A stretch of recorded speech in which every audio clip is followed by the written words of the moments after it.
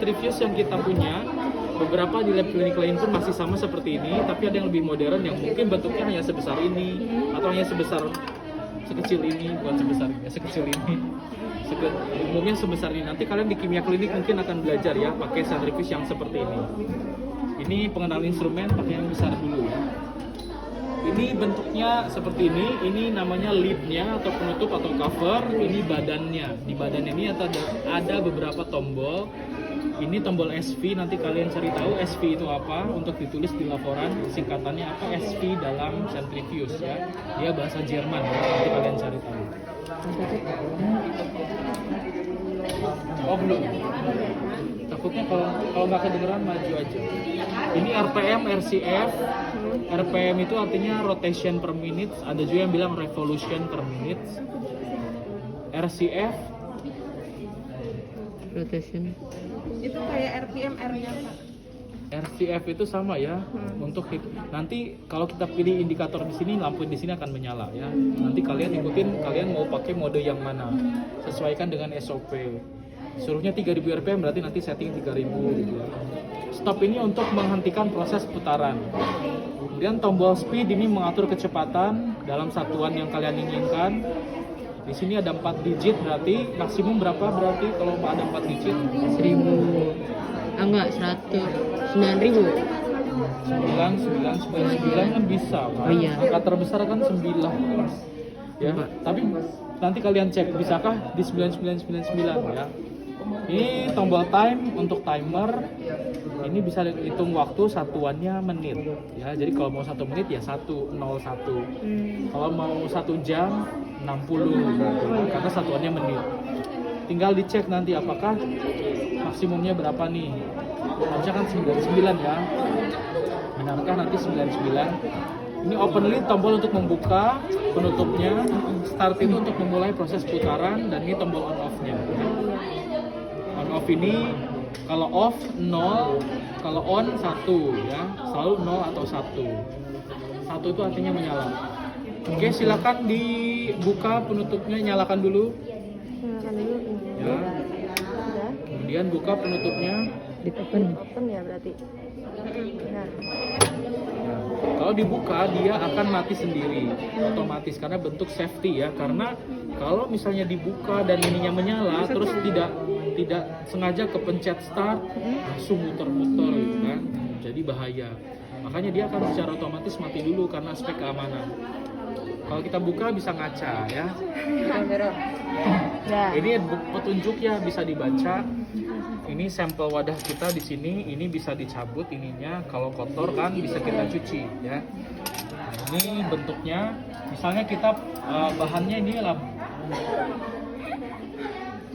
bahannya bisa dari plastik, polietilen, bisa juga yang bentuknya gelas seperti ini ya.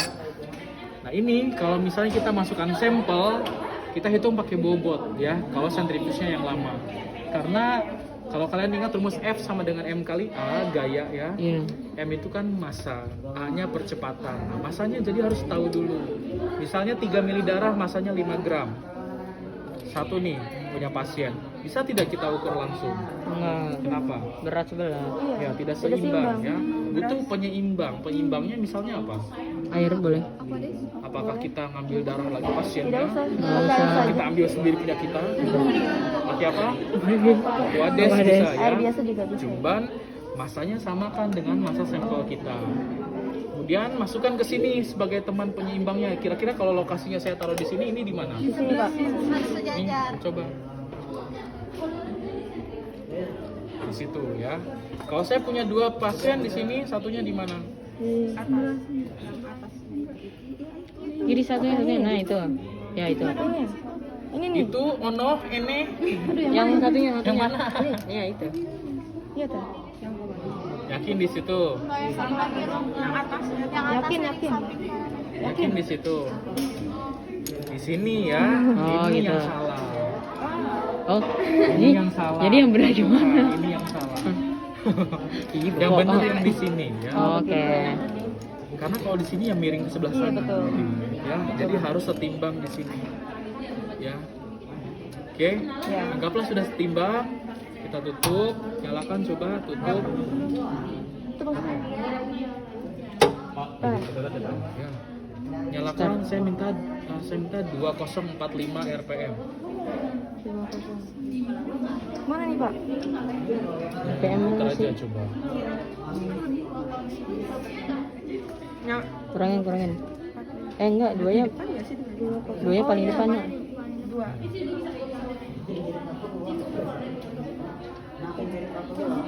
Depan. Nggak ada yang pakai ketik gitu ya Pak? Kayak langsung 205 kayak apa sih tombol? Iya, itu yang modern. Keren lagi. Kalau gini agak susah ya. Bisa Itu tantangannya. mundurin. Yoi. 1 menit. 2045. Oh, itu 4 menit jadinya. Kurangin guys. Nah, satu-satu udah. Nyalakan. Ya. Udah. Oh, udah. Bukan. Nyalakan. Ada lampu gitu. Kan spinnya tuh nyala kan. Artinya dia sedang berputar. Kalau dipegang nih bergetar tuh. Oh iya. Bisa aja nih. Dia kelihatan sih sebetulnya. Kelihatan. Ya hanya orang beriman yang bisa melihat. Gimana pada apa tuh, Pak?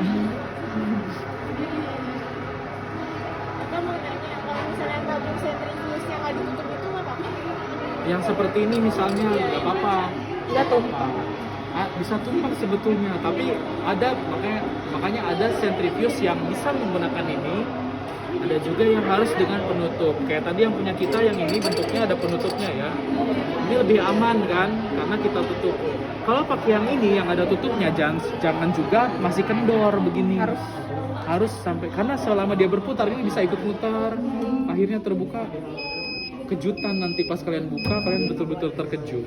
Tapi lebih baik yang ada tutupnya dong. Iya betul. Iya. Tapi ada centrifuge yang memang pakai yang terbuka. Biasanya itu untuk yang sedimentasi. Karena sudah jelas ada partikel misalnya. Contohnya misalnya gini, ada larutan tepung. Kalian bisa bayangkan ya, tepung itu kan lama-lama bisa mengendap kan. Nah itu untuk kasus-kasus yang seperti itu. Sedimentasi kan nggak akan muncrat-muncrat Tapi kan. yang pakai yang tutup juga nggak apa-apa. Nggak apa-apa, ini kan justru lebih baik. Jadi kan pertanyaannya boleh nggak pakai yang ini? Boleh aja, tergantung jenis centrifuge-nya nanti yang kalian punya di lab. Boleh, daripada ngompol. Kalau dari bahannya sendiri ngaruh nggak apa? Kan ada yang plastik, ada yang kaca. Enggak sih. Karena sudah di set biasanya bahan itu tidak bereaksi dengan sampel. Ya dibuka, diambil. Oh ini hasil pemeriksaan kita, bukan hasil pemeriksaan sebenarnya, hasil pemisahan. Karena centrifuge bukan untuk memeriksa. Kayak kemarin kelompokmu bilangnya untuk memeriksa sampel ya. Ada pertanyaan kan untuk memeriksa sampel apa? Nggak bisa buat meriksa sampel, dia hanya untuk memisahkan. Karena centrifuge itu di pra-analitik saja, tidak di analitik atau pasca analitik nggak ada ya. Dia hanya pra-analitik, nanti dari sini diproses ke analitik, tergantung kalian mau mengukur apa. Kalau udah dipisahin tuh bentuknya kayak gini.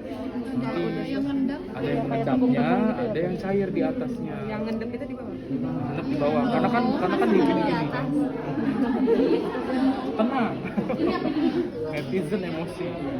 Jadi yang mengendap di bawah. Cairan atas supernatant, yang bawah namanya precipitate nanti ya. Precipitate atau endapan atau sedimen nanti ya, kalau kita ngomongin telur cacing yang mengendap itu namanya sedimen. Yang atas itu flotasinya yang mengapung-apung. Tapi yang di sini kita bilangnya supernatant ya. Sebenarnya Sekarang coba misalnya kalau kondisinya tidak setimbang, kita putar lagi.